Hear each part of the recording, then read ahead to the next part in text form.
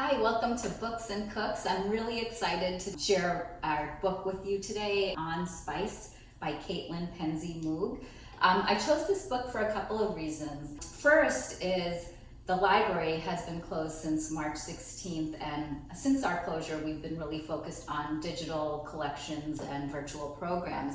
But this week, we are going to begin offering curbside pickup for our collections in our library, our physical collections, and patrons will have the opportunity to place holds and make requests to receive these items at curbside.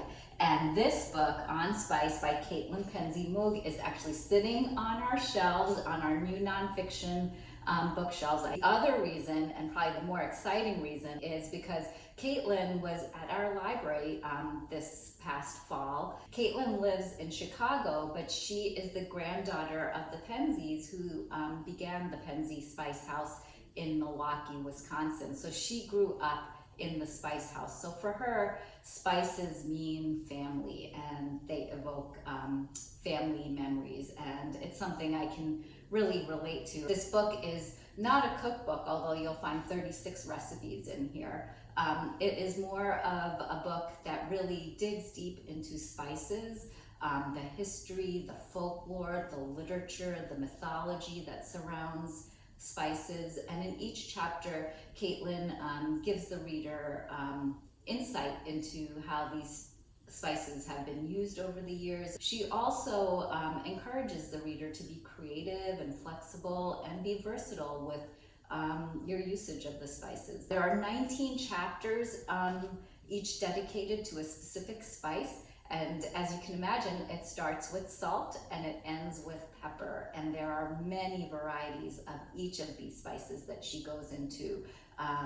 And a lot of times it's based on the region in which the spice is cultivated. Since it's Sunday morning for me, I'm going to be making what she calls her cinnamon and more French toast. So the emphasis is very much on cinnamon, but this recipe also calls for allspice and cardamom and nutmeg.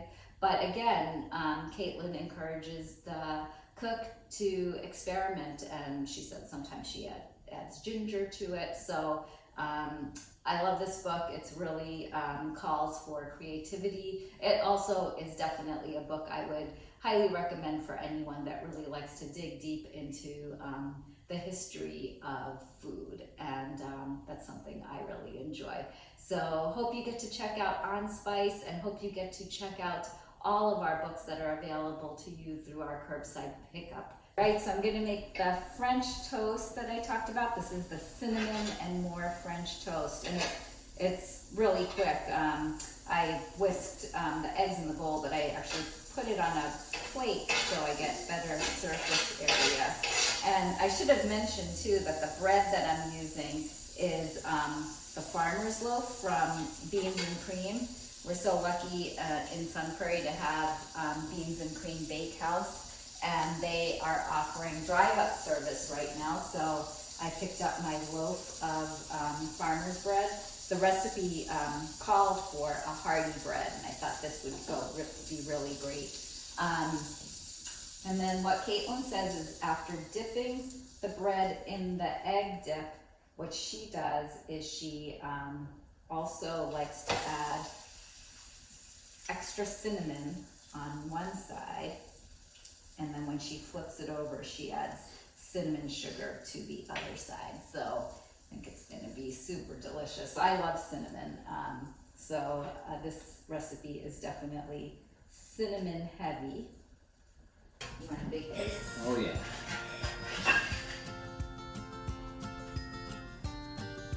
The butter and syrup, and you can add a little more cinnamon sugar.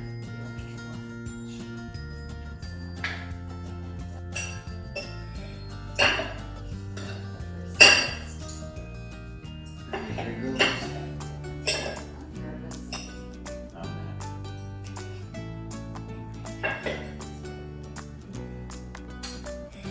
Oh, wow.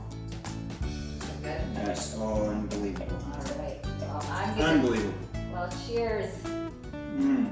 All right, so I'm going to join you. Thank you, everyone.